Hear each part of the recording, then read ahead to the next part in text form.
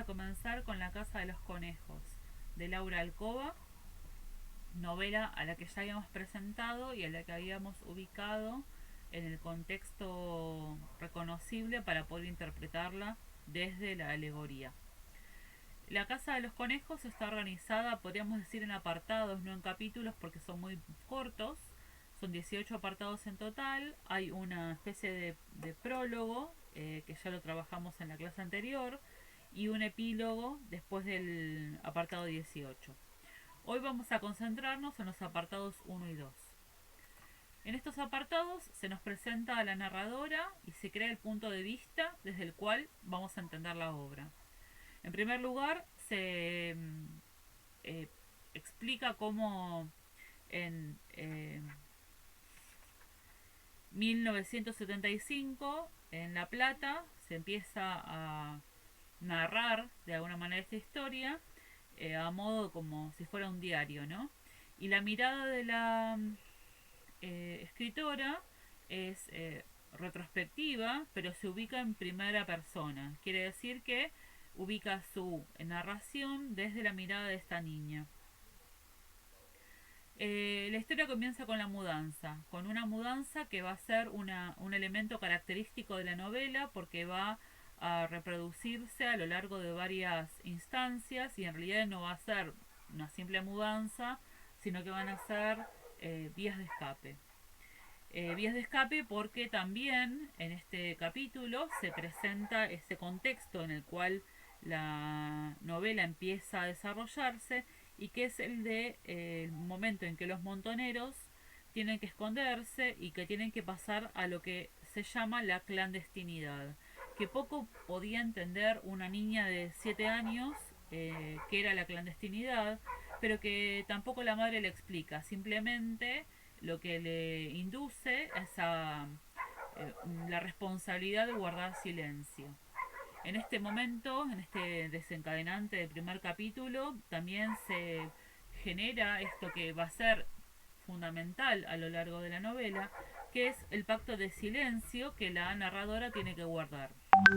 Este pacto de silencio va a ser muy importante porque cada vez que lo desafíe va a traer consecuencias. Así que hay que recordarlo para entender a lo largo de la novela por qué se utiliza como un disparador. Por otra parte, la historia va a explicar esta ilusión, ¿no? de la niña de querer tener una realidad normal y natural, y que no es justamente la que se le presenta con estos padres. A partir de estas dos primeras intervenciones en el primer apartado, entendemos cómo va a ser este recorrido que va a hacer la niña. La madre le va a explicar cómo va a ser la forma en que ella tiene que ir a la escuela, que va a ser a través de una... ellos lo van a dejar en una en un colectivo y en ese colectivo va a ir hasta Plaza Moreno, que es esta que está ilustrada acá en La Plata, y que en la Plaza Moreno la van a ir a buscar, o se va a encontrar con los abuelos que van a ser los que se ocupen de ella durante el día y que durante la noche recién va a volver a su casa. Luego se sitúa la narradora en este viaje, en este recorrido en el colectivo, en donde, ¿por qué decimos libertad, no? Porque es como si ella pudiera reconstruir otro recorrido independiente del que tiene en su casa a través de lo que ve en el colectivo, pero siempre marcada por el silencio, y ahora vamos a ver por qué. En el recorrido que ella hace visual, ¿no? En el colectivo nombra a Carlos Gardel como un representante característico de los colectivos de Buenos Aires. Eh, Nombra a la Virgen de Luján porque también había una imagen ahí, y un recordatorio del fútbol de Gimnasia y Esgrima de La Plata. Es como si nosotros pudiéramos a través de los ojos de ella una niña 7 años parada en un colectivo, entender qué es lo que está mirando y de dónde se siente como interpelada, ¿no?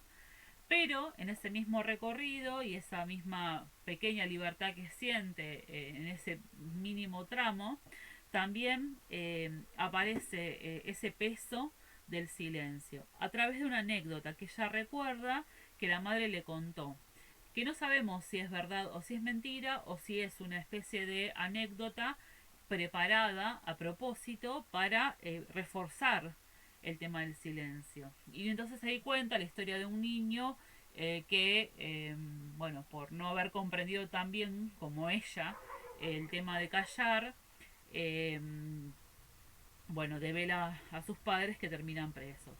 Y ahí hay una interesante referencia a una realidad, ¿no? Que era la de los libros prohibidos, que son, ahí yo incorporé en la presentación algunos de los títulos, pero que son todos una serie de libros que en las casas de los montoneros y de nadie podía ver durante la dictadura militar, porque era lo primero que iban a ver los militares cuando hicieron las requisas domésticas.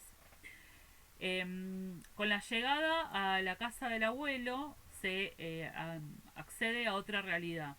¿Qué es otra realidad? El abuelo es un abogado que viene a representar de alguna manera la voz de ese pueblo callado, justamente ajeno a lo subversivo o montonero. El abuelo, dice ella, como si fuera la voz que él siempre escucha, no quiere líos y que aún más le roban pero no dice nada. O sea, hasta se deja robar porque no quiere líos y porque no quiere nada que lo quite de esa tranquilidad o de ese anonimato.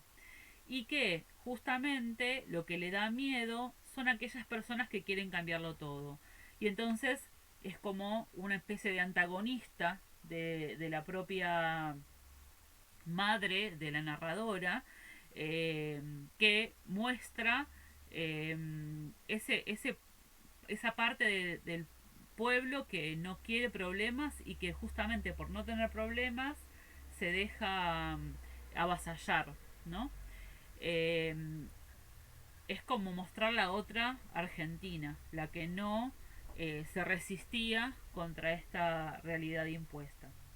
Por otra parte, el abuelo también va a tener otra presencia como un poco hegemónica, hasta desde el punto de vista económico.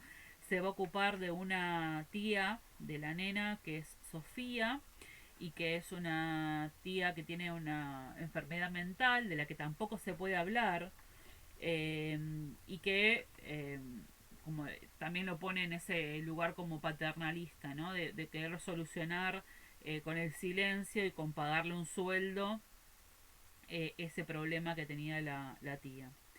Eh, Esta es otra entonces oficia también como un modo de presentación de este otro personaje y finalmente vamos a encontrar en estos dos primeros capítulos otra reflexión que tiene que ver con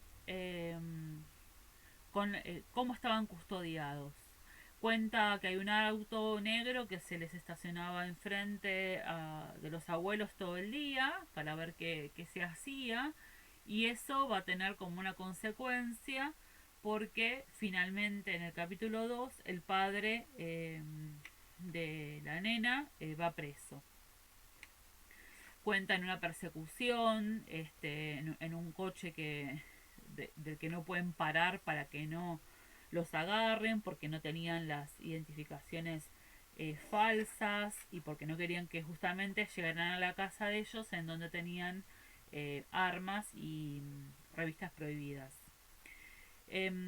Y en el capítulo 2 entonces, además de contar que el abuelo estaba preso, perdón, el abuelo no, el padre de la nena estaba preso, cuentan cómo con el tío hacían como juegos desde la salida de la casa y que pero que el juego no era un juego real, sino que eran también apariencias, ¿no? Por eso dice, es muy inquietante la frase, dice, por mi parte, aprendí a disimular estos actos de prudencia bajo la apariencia de un juego. ¿Qué quiere decir? Que ella, de alguna manera, entiende que la realidad que le toca vivir eh, es dura y que utilizan de alguna manera su inocencia para poder salir de algunas situaciones complejas. Bueno, finalmente describen la crudeza de la visita de la nena a la cárcel del padre, en donde está el padre, y que hay algo interesante porque el padre le pide que le escriba todas las semanas. Y eso cuenta la autora en entrevistas, que eso es verdad, y que ella de alguna manera la relación con el padre la reconstruyó a partir de las cartas, ¿no? Cuando hayamos terminado de leer la novela vamos a ver algunas de esas entrevistas para que vean qué lindo es entender en primera persona lo que la inspira a la autora a escribir su memoria en forma narrativa, ¿no? Que no deja de ser una novela. Bien, a partir de esta reflexión entonces les voy a dar una actividad para realizar con la lectura de estos dos capítulos. Nos vemos en el próximo apartado.